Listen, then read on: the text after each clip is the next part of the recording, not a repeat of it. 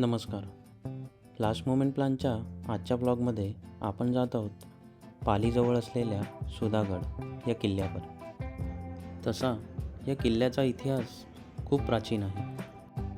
या किल्ल्याच्या परिसरात अतिप्राचीन अशा बुद्धलेणी देखील आहेत. आपल्या हिंदू पुराणांनुसार येथे भृगु ऋषींचे वास्तव्य होते. भृगु ऋषींनीच या डोंगरावर भोराई देवी मंदिराची स्थापना केली. म्हणूनच या डोंगराला भोरप्याचा डोंगर असे देखील म्हणतात. या किल्ल्याचे जुने नाव भोरपगड असे होते. 1648 साली हा गड स्वराज्यात आला आणि महाराजांनी त्याचे नाव सुधागड असे ठेवले.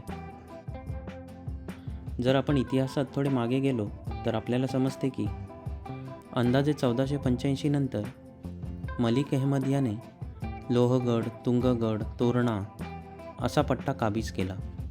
पुढे तो कोकणात उतरला आणि त्याने सूरगड, सरसगड, सुधागड असे काही गड काबीज केले. याच दरम्यान अंदाजे 1490ला त्याने निजामशाहीची स्थापना केली. पुढे काही काळाने हा किल्ला आदिलशाहीत सामील झाला. अंदाजे 1648 साली मालवजी नाईक, मालोजी भोसले, जाधव अशा अनेक 25 शिलेदारांनी बोकड शिलेचा पहारा तोडला आणि हा गड जिंकून स्वराज्यात सामील केला. ही लढाई साखरदऱ्याची लढाई म्हणून ओळखली जाते आणि या लढाईतला सगळ्यात महत्त्वाचा टप्पा म्हणजे बोकड शिलेचा पहारा. बोकड किंवा शेळी हा सगळ्यात घाबरट प्राणी. जराशी चाहूल लागली तरी पण बोंबाबोंब करणार. म्हणून जुन्या काळात बोकडांना पहाऱ्यात वापरले जायचे, जेणेकरून दुश्मनाची लगेच चाहूल लागावी. पण आपल्या मावळ्यांनी एवढा शांतपणे गड सर केला की त्या बोकडांना देखील काही कळले नाही. पुढे भोराई देवी मंदिराच्या आसपास लढाई झाली आणि त्यात किल्लेदार मारला गेला आणि हा गड स्वराज्यात सामील झाला. औरंगजेबाचा मुलगा अकबर आणि छत्रपती संभाजी महाराज यांची भेट याच गडावर झाली होती. औरंगजेबाविरुद्ध बंड केल्यावर अकबराला कोणच आश्रय देत नव्हतं. छत्रपती संभाजी महाराजांनी त्याला आश्रय दिला. काही कारणांमुळे यामागचे राजकारण साधले गेले नाही.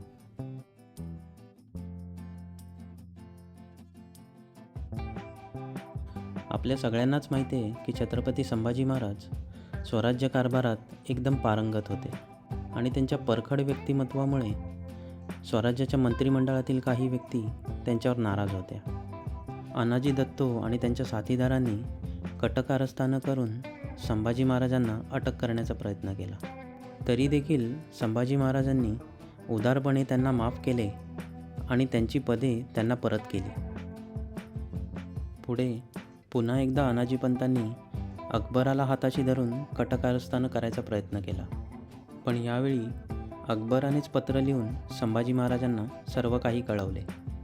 या कटकारस्थानांची शिक्षा म्हणून संभाजी महाराजांनी याच गडाच्या खाली असलेल्या परळी या गावामध्ये अनाजी पंत आणि त्यांच्या साथीदारांना हत्तीच्या पायाखाली दिले. अशा अनेक महत्त्वाच्या घटनांचा साक्षीदार ठरला तो हा सुधागड.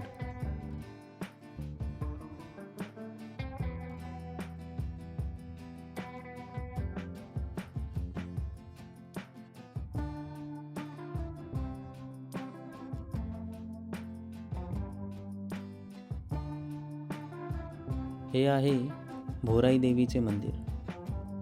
या मंदिरामध्ये नवरात्रीचे 9 दिवस खूप मोठा उत्सव साजरा केला जातो.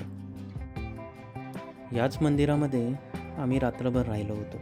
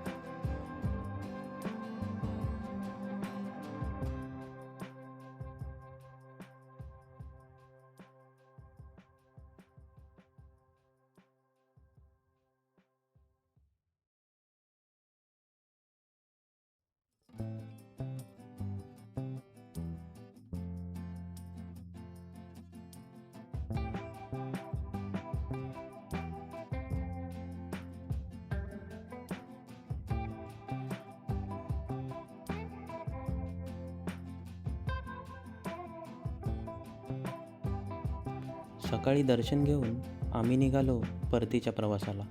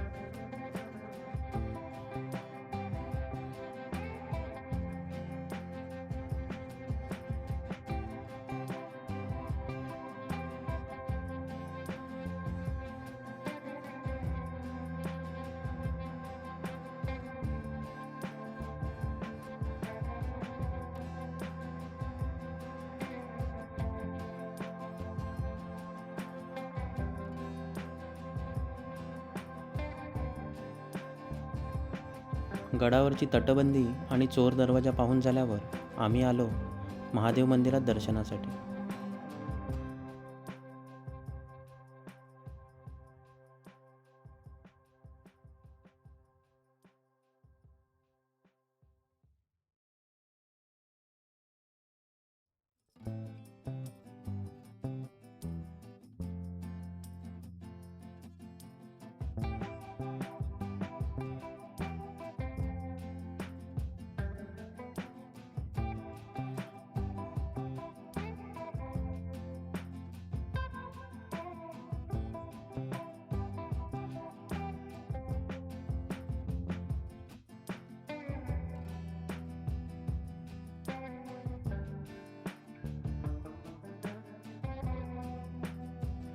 गडावरचा हा राजवाडा आजही एकदम चांगल्या स्थितीत आहे.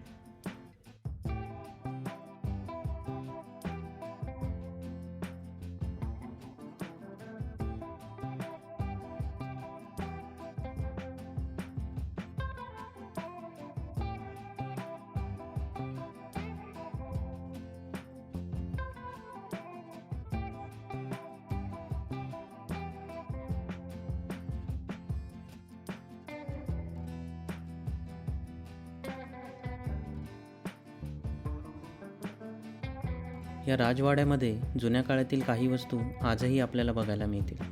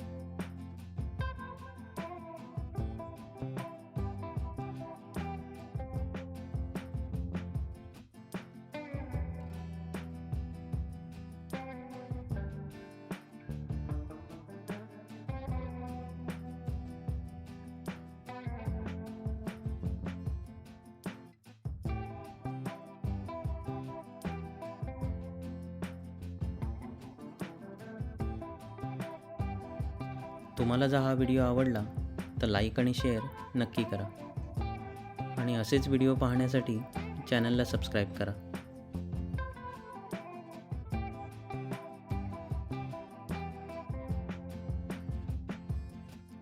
चला आता भेटू पुढच्या ब्लॉगमध्ये.